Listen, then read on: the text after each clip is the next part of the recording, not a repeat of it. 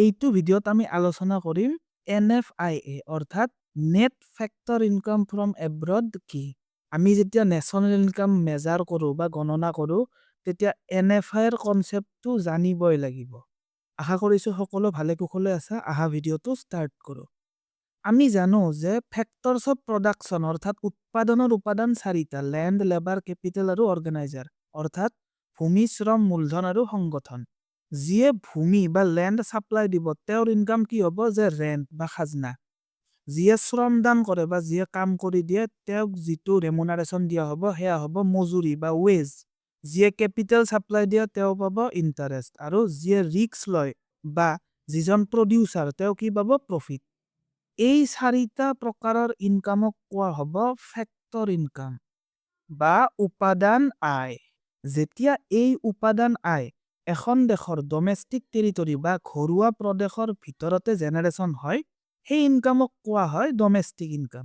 কিন্তু এই চাৰিটা ফেক্টৰ ইনকাম যদি ফৰেনৰ পৰা আমাৰ ভাৰতত আহে তেতিয়া তাক কোৱা হ'ব ফেক্টৰ ইনকাম ফ্ৰম এব্ৰড অৰ্থাৎ বিদেশৰ পৰা উপাদান আয়। ফৰ এক্সাম্পল, আমাৰ ইণ্ডিয়াৰ মানুহবিলাকৰ ছাপ'জ ফৰেনত কিবা প্ৰপাৰ্টি আছে আৰু প্ৰপাৰ্টিৰ পৰা ভাড়া পাই আছে। সেই ভাড়াবিলাক ফৰেনৰ পৰা ক'ত আহি আছে? ইণ্ডিয়াত আহি আছে। ছাপ'জ তেনেকুৱা ৰেণ্টেল ইনকাম আমাৰ ইণ্ডিয়াৰ মানুহবিলাকে পালে এটা বছৰত ছাপ'জ 10,000 কোটি টকা। এগেইন আমাৰ ইণ্ডিয়াৰ মানুহে ফৰেনত টেম্পৰাৰিলি কাম কৰি ছাপ'জ চেলাৰী বা ৱেজ ইনকাম ইণ্ডিয়াত আনিলে 20,000 কোটি এটা বছৰত। আকৌ আমাৰ ইণ্ডিয়ান কোম্পানী এটাই ফৰেন কোম্পানী এটাক লোন দিছে, তাৰ এগেইনষ্টত আমাৰ ইণ্ডিয়াৰ কোম্পানীটোৱে কি পাব? ইণ্টাৰেষ্ট পাব। ছাপ'জ ইণ্টাৰেষ্ট এটা বছৰত আহিল টোটেল 30,000 কোটি। এগেইন আমাৰ কোনোবা বেপাৰীয়ে বা প্ৰডিউচাৰে ফৰেনত বিজনেছ কৰি প্ৰফিট কৰিছে আৰু সেই প্ৰফিট ইণ্ডিয়াত আনিলে ছাপ'জ কিমান? 20,000 কোটি। অৰ্থাৎ ফৰেনৰ পৰা এই চাৰিটা উপাদান আয় টোটেল কিমান এমাউণ্টৰ আহিল? যে 80,000 কোটি টকা। এই 80,000 কোটি টকাটো হ'ব কি? যে বিদেশৰ পৰা উপাদান আয়। কিন্তু বিদেশৰ পৰা উপাদান আয় কেলকুলেট কৰোঁতে সাৱধান হ'ব লাগিব। ফৰ এক্সাম্পল, ইণ্ডিয়াৰ মানুহ এজন পাৰ্মানেণ্টলি আমেৰিকাত থাকে আৰু আমেৰিকাত ইনকাম কৰি ছাপ'জ ঘৰত বা ইণ্ডিয়াত পইচা পঠাই দিয়ে, সেইটো কিন্তু ইয়াতে নাহে, বিদেশৰ পৰা উপাদান আয়ত নাহে। কাৰণ তেওঁক এতিয়া ইণ্ডিয়াৰ ৰেচিডেণ্ট বুলি ধৰা নহয়, তেওঁক ফৰেনৰ ৰেচিডেণ্ট বুলি ধৰা হ'ব, আৰু তেওঁৰ ইনকাম যিখিনি হ'ল সেইখিনি ফৰেনৰ নেশ্যনেল ইনকামত ধৰা হ'ব। এগেইন ইণ্ডিয়াৰ বেপাৰীয়ে ফৰেনত বস্তু বা ছাৰ্ভিচ চেল কৰিছে, চেল কৰি যিখিনি ৰিচিভ হ'ল সেইখিনি কিন্তু ফেক্টৰ ইনকাম ফ্ৰম এব্ৰডত ধৰা নহয়। অৰ্থাৎ ফেক্টৰ ইনকাম ফ্ৰম এব্ৰডত অনলি বিদেশৰ পৰা ইণ্ডিয়াত অহা ফেক্টৰ ইনকাম কেইটাহে ধৰা হয়, বেলেগ ইনকাম ধৰা নহয়। এতিয়া এই উদাহৰণটোত আমি ফৰেনৰ পৰা ইণ্ডিয়াৰ মানুহে বা ইণ্ডিয়াৰ কোম্পানীয়ে যিখিনি ইনকাম কৰি আনিছে তাক ধৰিছো। কিন্তু এনেকুৱাওতো হয় যে ফৰেনাৰে বা ফৰেন কোম্পানীয়ে ইণ্ডিয়াত কাম কৰি বা বিজনেছ কৰি ইণ্ডিয়াৰ পৰা বাহিৰলৈ টকা লৈ যায়। ফৰ এক্সাম্পল, ফৰেনাৰ এজনে ইণ্ডিয়াত কাম কৰি এক বছৰত 10 লাখ টকা ইণ্ডিয়াৰ পৰা লৈ গ'ল। তেতিয়া তাক কোৱা হ'ব ফেক্টৰ ইনকাম টু এব্ৰড বা বিদেশলৈ উপাদান আয়। ইয়াতে লিখি দিছো factor income to abroad.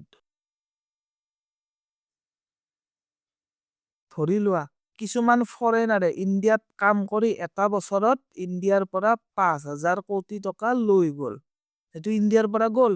Again foreign কোনোবা কোম্পানীয়ে বা ফৰেনাৰে ইণ্ডিয়াত প্ৰপাৰ্টি কিনিছে, তাৰ পৰা ৰেণ্ট পাইছে, আৰু সেই ৰেণ্ট ছাপ'জ 20,000 কোটি টকা, যিখিনি ইণ্ডিয়াৰ পৰা যাব।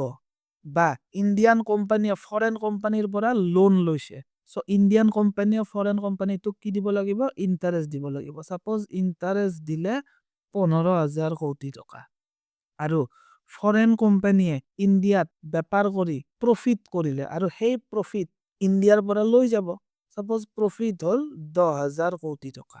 গতিকে ইণ্ডিয়াৰ পৰা টোটেল কিমান যাব বাহিৰলৈ? 50,000 কোটি টকা। অৰ্থাৎ ই হৈছে বিদেশলৈ উপাদান আয়। এতিয়া চোৱা বিদেশৰ পৰা কিমান আহিছে উপাদান আয় ৮০,০০০ কোটি টকা আৰু বিদেশলৈ ইণ্ডিয়াৰ পৰা কিমান উপাদান আয় গ'ল ৫০,০০০ কোটি টকা। সো আল্টিমেটলি ইণ্ডিয়াত উপাদান আয় আহিল নে গ'ল? আল্টিমেটলি আহিল। কিমান আহিল? ৩০,০০০ কোটি টকা। ইয়াকে কোৱা হ'ব NFIA অৰ্থাৎ net factor income from abroad. NFI ৰ মিনিংটো তলত লিখি দিছো। সো NFI কি? যে NFI হৈছে বিদেশৰ পৰা অহা উপাদান আয় আৰু বিদেশলৈ যোৱা উপাদান আয়ৰ পাৰ্থক্য। NFI ৰ ফৰ্মুলাটো হৈছে যে factor income from abroad minus factor income to abroad. এতিয়া NFI ৰ ভ্যালু জেনাৰেলি কি হয়? যদি ফেক্টৰ ইনকাম ফ্ৰম এব্ৰড বেছি তেনেহলে NFI পজিটিভ হ'ব। আকৌ যদি ফেক্টৰ ইনকাম টু এব্ৰড বেছি অৰ্থাৎ ফৰেনাৰ বিলাকে বা ফৰেন কোম্পানী বিলাকে ইণ্ডিয়াৰ পৰা বেছিকৈ ফেক্টৰ ইনকাম লৈ গৈছে যিমান আমাৰ ইণ্ডিয়ান বিলাকে আনিছিল তেতিয়া NFI নিগেটিভ হ'ব। আকৌ NFI জিৰো কেতিয়া হ'ব? যদি ফেক্টৰ ইনকাম ফ্ৰম এব্ৰড আৰু factor income to abroad equal হয় তেতিয়া NFI ৰ ভ্যালু জিৰো হ'ব। NFI জিৰো হোৱা আৰু এটা সিচুৱেশ্যন আছে যে যেতিয়া এখন ইকনমি বা কান্ট্ৰি এখন কমপ্লিটলি ক্লোজড ইকনমি হয়। কিন্তু ৰিয়েলত তেনেকুৱা মানে নহয়।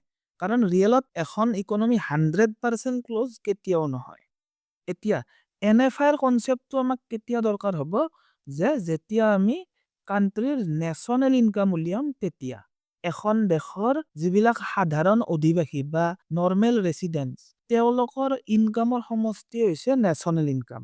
আৰু নেশনেল ইনকাম উলিয়াব বাবে আমি ইকনমিৰ ডোমেষ্টিক ইনকামৰ লগত NFIA অৰ্থাৎ net factor income from abroad যোগ কৰিব লাগিব। সো নেশনেল ইনকাম মেজাৰমেন্টৰ আগত NFI ৰ কনসেপ্ট জনাটো দৰকাৰী। আশা কৰিছো NFI কি বুজি পাইছা। আজিৰ বাবে ইমানেই। Thank U.